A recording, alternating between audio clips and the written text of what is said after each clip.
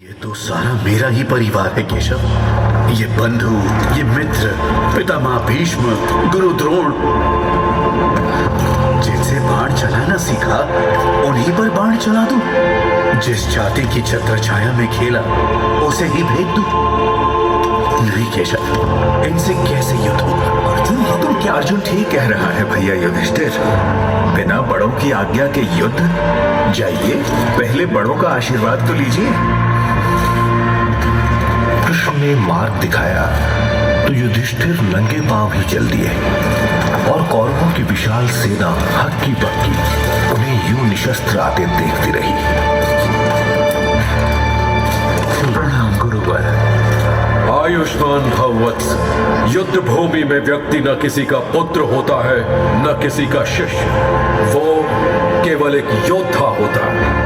मेरी शिक्षा का मान रखना पुत्र। यतो धर्मस्ततो जयः। प्रणाम पितामह। विजयी भव युधिष्ठिर। यदि युद्ध ही हमारी नियति है तो इस नियति का शीश उठाकर सामना करना। याद रखना युधिष्ठिर, मैं तुम्हारा पितामह हूं, तुम्हारे परामर्श के लिए सदा उपलब्ध हूं। इस युद्ध में तो हार ही हार है केशव। मैं जीत भी गया तो क्या जीतूंगा? मेरे तो हाथ कांप रहे हैं। मैं ये युद्ध नहीं लड़ सकता केशव, नहीं लड़ सकता। कुरुक्षेत्र को जैसे सांप सूंघ गया था और अर्जुन को ऐसे देख सब स्तब्ध थे, पांडव भी कौरव भी। तुम सही थे अर्जुन। इस युद्ध में तुम्हें कृष्ण की नारायणी सेना से कहीं अधिक कृष्ण की ही आवश्यकता थी।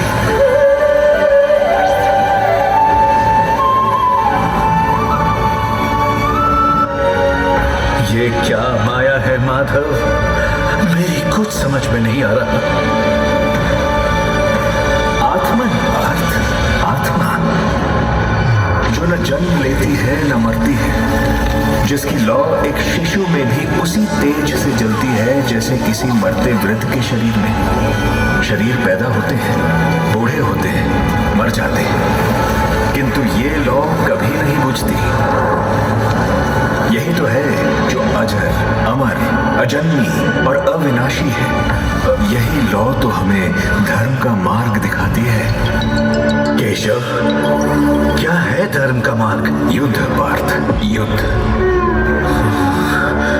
किंतु अपने ही परिजनों और मित्रों का रक्तपात धर्म का मार्ग कैसे केशव? मित्र कौन?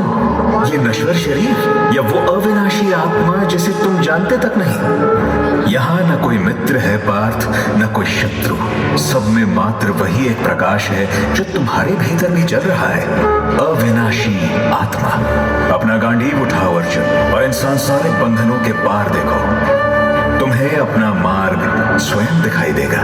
मुझे तो केवल मृत्यु दिखाई देती है वासुदेव कृष्ण।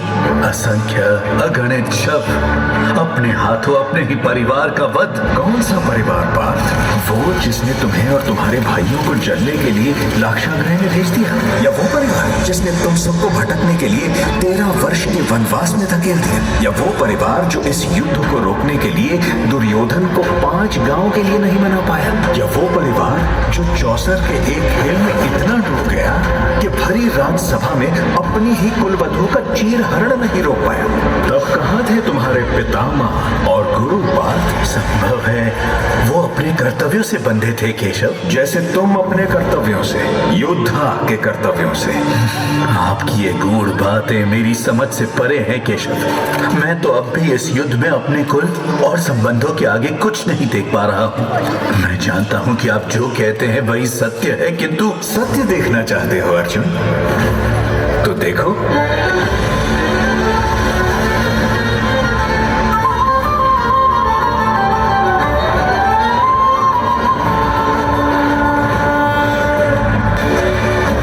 मेरा ये विश्व रूप, यही सत्य है। ये ब्रह्मांड, ग्रह, नक्षत्र, सब मैं हूं।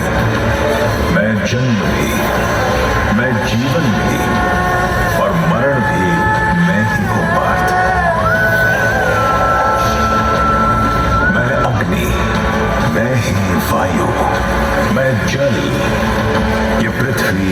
और इस पृथ्वी पर हर जीव जंतु जड़ चेतन सब मैं, धर्म भी मैं और अधर्म भी मैं। तुम जो चलाओगे वो धनुष भी मैं हूं और बाण भी मैं। धर्म और अधर्म का संतुलन बनाने के लिए तुम तो एक निमित्त मात्र हो अर्जुन, क्योंकि इस युद्ध में तो मारने वाला भी मैं हूं और मरने वाला भी मैं। ये मेरा विश्व रूप, यही प्रथम सत्य है अर्जुन, और यही अंतिम सत्य भी। हे कृष्ण, निश्चित ही ये सत्य है, किंतु मैं इस सत्य तक कैसे पहुंच सकता हूं? कर्म करो पार्थ, शस्त्र उठाओ। ये मत देखो कि तुम्हारे समक्ष कौन है, ये देखो कि तुम्हारे साथ कौन है, चाहे अपनों से ही क्यों न लड़ना पड़े। और इस युद्ध में धर्म तुम्हारे साथ है पार्थ, क्योंकि मैं तुम्हारे साथ हूं। उठो पार्थ, धर्म की रक्षा करो, जय और पराजय मुझ पर छोड़ दो और निष्काम युद्ध करो, क्योंकि कुरुक्षेत्र में यही तुम्हारा कर्म है और यही तुम्हारा धर्म। कुरुक्षेत्र है ये, कुरुक्षेत्र है।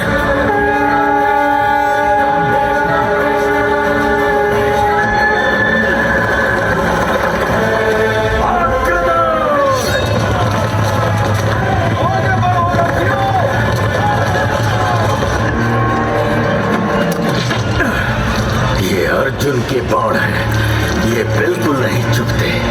पीड़ा तो केवल अर्धचंद्र वाले ये बाण देते हैं। शिखंडी,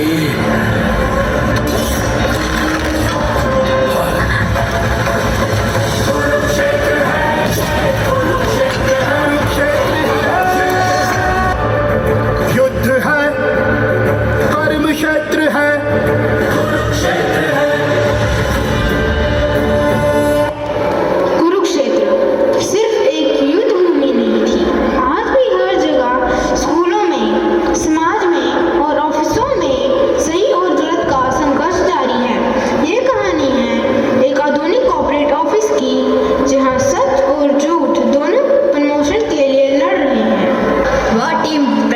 शानदार थी, खास करके वो रिपोर्ट जिसे हमने इधर उधर से लिया था।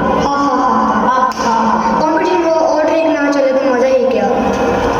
हमारी मेहनत थी और नाम किसी और का, ये अन्याय है। सीधा जाके पूछ देते हैं, डर किस बात का?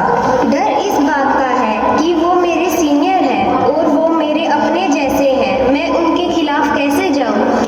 क्या तुम्हारे मन में युद्ध चल रहा है? हाँ यशिका, सही बोलूं तो लड़ाई होगी, चुप रहूं तो गलत जीत जाएगा। याद रखो, आज का युद्ध लोगों के खिलाफ नहीं है, बल्कि भ्रष्टाचार, डर और गलत सोच के खिलाफ है। अगर तुम चुप रहे तो तुम भी गलत का हिस्सा बन जाओगे। अकेला वो नहीं जिसके साथ कोई नहीं, अकेला वो होता है जो सच जानते हुए भी बोलता नहीं। मैंने निर्णय ले लिया है, मैं वही करूंगी जो सही है, ना कि जो सुविधाजनक है। जांच के बाद साबित हुआ है कि इस प्रोजेक्ट का असली योगदान अंशिका की टीम का है। सत्य और ईमानदारी की जीत हुई है। याद रखो, कुरुक्षेत्र हर जगह है। जहाँ भी सही और गलत का चुनाव हो, धर्म का साथ देना ही असली विजय है। Agak apa